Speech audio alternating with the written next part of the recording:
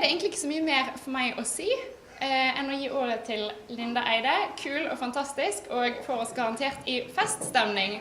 Så velkommen, og vær så god, Linda. Tusen takk for det. Det var litt, kanskje overdrivende ord, men tusen takk. Både kul og fantastisk. Hvis de visste hvor vanskelig det er å leve opp til, så i alle fall når jeg ser på alt dette rundt her, så... Men jeg har med i hvert fall blåfløyte, og vi får se, hvis ikke alle har besvint innan dess, så kan det bli... Jeg får jo alltid opp feststemning i alle fall. Jeg har laget en liten åpningstale. Den er skrevet ned. Den skal jeg lese opp nå, på en slags muntlig måte. På 80-tallet gikk jeg veldig ofte rundt og tenkte, søren, jeg skulle vært født på 50-tallet. Eventuelt sent 40-tallet, sånn at jeg kunne ha opplevd Woodstock, The Doors, Jimi Hendrix og Janis Joplin, og alt det som skjedde i musikken på slutten av 60-tallet. Det var nesten fysisk lengt. Jeg slo rett og slett fast at jeg var født for sent. Jeg hadde gått glipp av noe som aldri ville komme tilbake. Og jeg kunne nesten ikke forsone meg med det. Men det gikk over. Jeg gikk inn i min tid. På 90-tallet gikk jeg til og med inn i min homofile tid. Og den kolossale lengten etter å være født 20 år tidligere avtok. Men i kveld er han her igjen. Lengten er tilbake. For igjen så tenker jeg på alt jeg har gått glipp av. En ting ville jo være om jeg var heterofil. Da kunne jeg jo uansett ha gått glipp av dette. Jeg ville gått glipp av det, uansett. Men jeg er jo født med helt rett legning før dette. For en gangs skyld har jeg helt rett legning. Jeg ville vært kvalifisert, jeg er nærmest overkvalifisert, til å banke på en hemmelig dør til en hemmelig roklubb i Oslofjord. Og jeg skulle vært diskresjon selv. Jeg ser dette for meg. Tidlig 60-tall, jeg tar bussen fra Oslo sentrum sammen med noen andre som også skal til den roklubben. Vi sitter og skravler og har det kjekt, og det kan alle se, men ingen medpassasjerer skjønner tegninger. For vi er jo smarte. Jeg går av 2 stopp før, den andre går av 1 stopp før, den tredje går av på den rette stoppen. Ingen skjønner noe ting. Kanskje til og med har med meg året, siden jeg skal til roklubben. I døra så står det en dame som ser om jeg står på en liste over de som er anbefalt av noen som alltid er innenfor systemet. Og det vil jo aldri falle meg inn å gjøre som Kim Friele og dukke opp og prøve å komme seg inn uten å være klarert. Ikke engang Kim Friele kom inn uten å være anbefalt. Det sier seg selv at hun i døra er ikke ei du legger deg ut med første kvelden. Men jeg har skaffet meg anbefaling, blir krysset av, går inn på festen, og inne på festen så gjør jeg 2 store øyne når jeg ser 2 damer danse sammen. Kanskje kliner de med hverandre. Er det sånn det ser ut, altså? Er det dette en må gjemme seg for? Gå av bussen 2 stopp for, ha dekknavn for? Ok, tenkte jeg nok. Det er vel verdt det. Og så tar jeg bussen tilbake fra festen, og om jeg tilfeldigvis kommer i snakk med noen der på bussen, så sier jeg så sant det at jeg har vært på en sammenkomst på roklubben. Og om de spør hvem som arrangerer disse festene i roklubben, så svarer jeg med rullende R og brei dialekt at det er foreninger for by og bygd. Og da svarer jeg med sterk vekt på bygd. For er det noe som gjør meg helt utelukket som homo, så er det å være fra bygde. Og dette siste har jeg bevis for, nemlig mor mi, som jeg kaller Motro. En gang så ringte jeg henne for å spørre om når det kom homoer til Voss. Og jeg skal lese utdrag fra denne telefonsamtalen med Motro. Og de begynner alltid sånn, tast, tast, tast. Jeg sitter i Bergen og taster inn, og så ringer det Jo Motro i en sånn bakkelitt-telefon fra 1967, og det er ikke tull engang. Og så lyfter hun av røret, og så sier hun, ja. Og så sier jeg, hei, det er meg. Så sier hun, å, er det deg? Og så sier jeg, ja. Du, fanns det homoer før? Motro. Nei, ikke i mitt univers i alle fall. Jeg ante ikke hva det var. Nå må du gi deg, Motro. Det sant. Men fanns det virkelig ikke homo på Voss før? Motro. Nei. Jo, forresten. Det var en de snakket om. Ja, litt sånn dempa da. Ja, temmelig dempa. Men også litt sånn at noen lo av han. Men noen syntes det var synd og skam. Men jeg trodde ikke på det, liksom. Meg. Hva trodde du ikke på? Motro. At det gikk an. Hva gikk ikke an? At den kunne være sånn. Sånn? Ja. At en mann kunne like en annen mann som kjærest. Å, sånn. Jeg tog damer da. Motro. Ja, det virker jo for så vidt ikke fylt så umulig. Men, nei, jeg husker jeg las en roman da jeg var ung. Og da var det 2 damer som jeg forstod hadde et slikt forhold. De var sånn.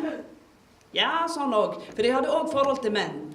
Men jeg husker at jeg trodde at det der med at de hadde forhold til menn bare var utslag av voldsom fantasi og ment som et krydder.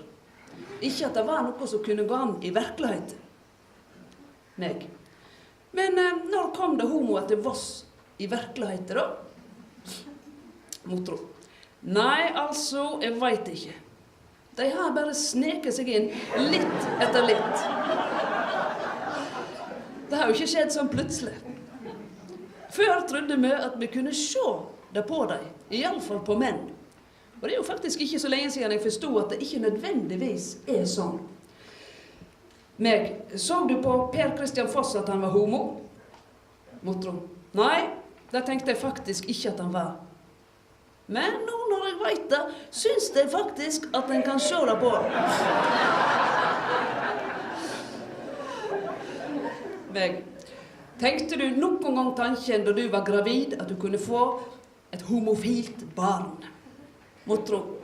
Nei, den tanken svei meg ikke. Men nå legger jeg meg på. Ha det da.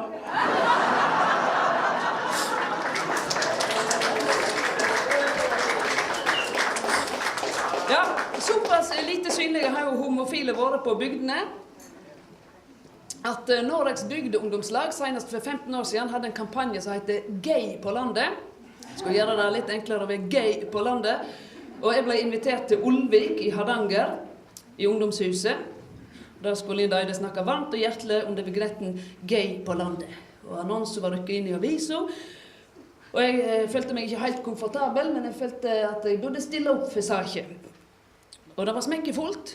Men det var kanskje ikke helt det publikummet jeg hadde tenkt. Det var ganske mange eldre.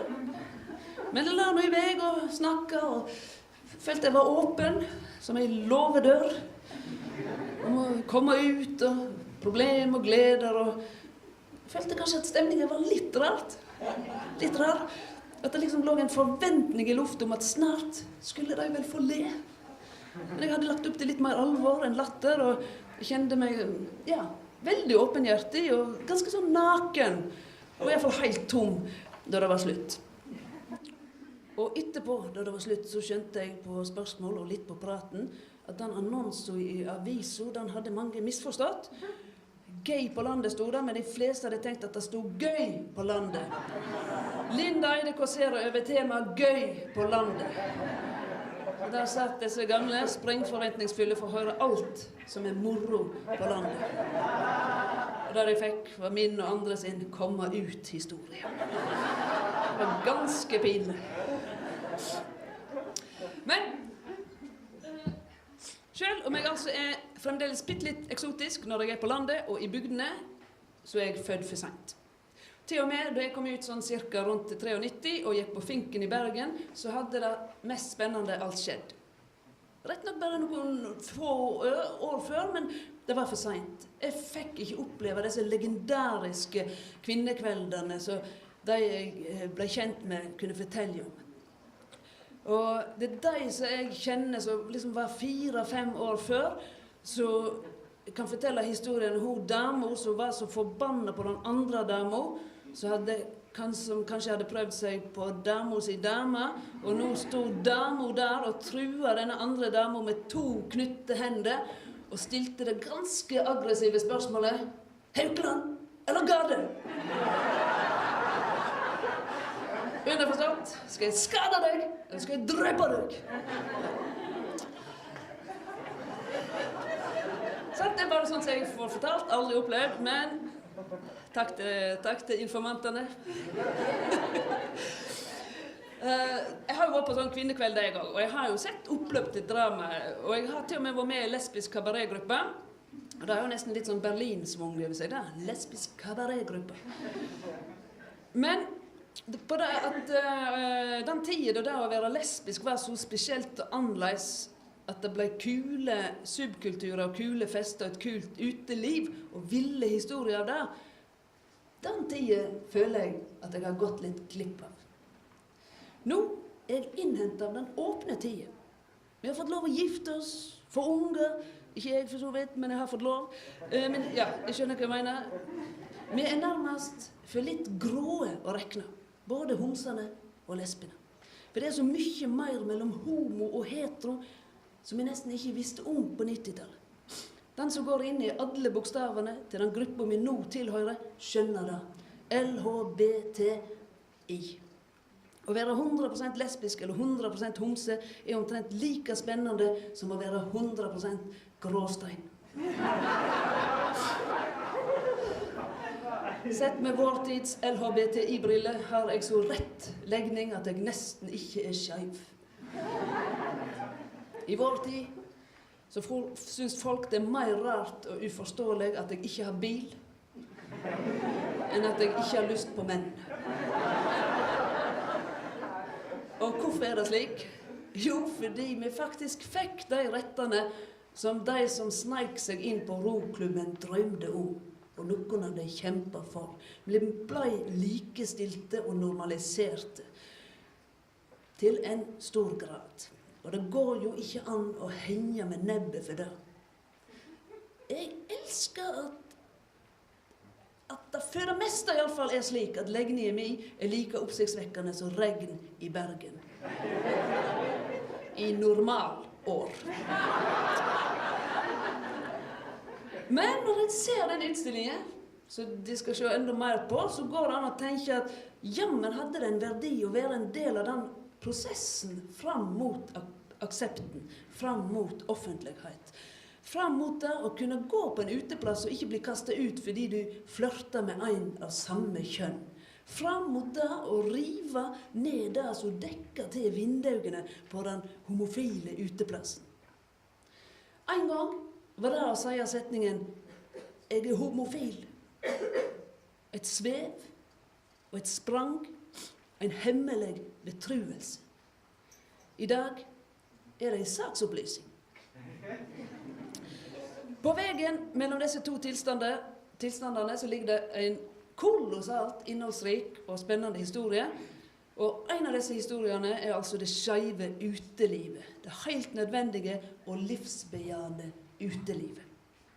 Som så mange jobber for, og som mange har historier fra, og som så mange kan kjenne seg spesielle for å ha opplevd. Nærmest utvalgte kan det følge dere. Så dette er en skatt som har vært gjemt i hjertene til de som var der, men som nå blir stilt ut for alle. Stilt ut for oss som var litt med på det, som fremdeles husker at hjertet banket litt fortere, og pulsen var litt høyere når en gikk inn døra på finken. Stilt ut for alle som er interessert i norsk og bergensk kulturhistorie. Stilt ut for samtlige som er glad i en god utstilling, og stilt ut for alle motroer i landet som ikke trodde homoene fangst. Og kanskje de også tenker som meg, når de ser dette, alt de har gått glipp av. Så hadde jeg tenkt å avslutte den talen. Hvordan går det? For jeg ser det er veldig mye vifting. Det er veldig solidarisk å vifte litt på andre også, Hogta. Skal jeg ta avslutningen? Ok. For det er sånn at av en eller annen grunn, dette kan virke litt gammelmodig da, men av en eller annen grunn så har et dikt av Einar Skjæråsen surret i hodet mitt mens jeg har skrevet på den talen her. Og da jeg var liten så elsket jeg melodien, spilte den på blokkfløyte. Sant? Ja, jeg skal få høre melodien først. Nå skal vi se hvis jeg husker den. Ja. Så skal jeg lese dikt etterpå. Ja, her.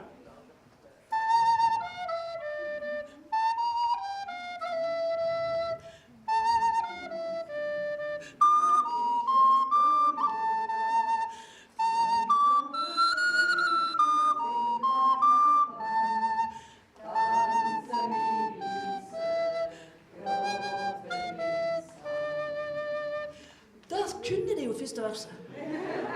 Og vi kunne sikkert sunget videre, men jeg tenkte jeg skulle lese fortsettelsen. For det er noe med den teksten som sier noe om alle liv, men ikke minst det homofile liv. Inn under yta glir moldmørke årer, blåveisen blømer i gråbleike vårer. Livstrua bryt gjennom tele og tvang, danser med vise, gråter min sang. Somme er fattige, somme er rike. Bare til slutt er vi jamsis og like. Vegen er lystig, og vegen er vrang.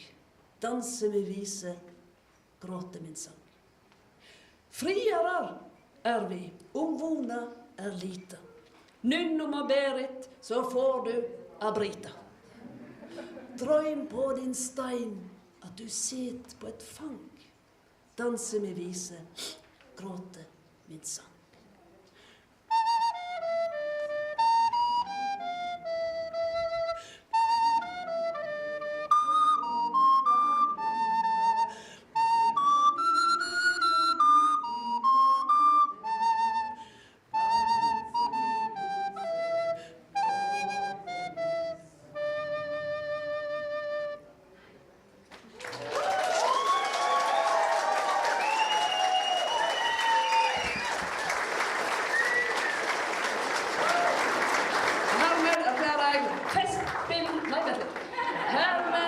Erklærer jeg utstillingen Skeivt uteliv for åpnet.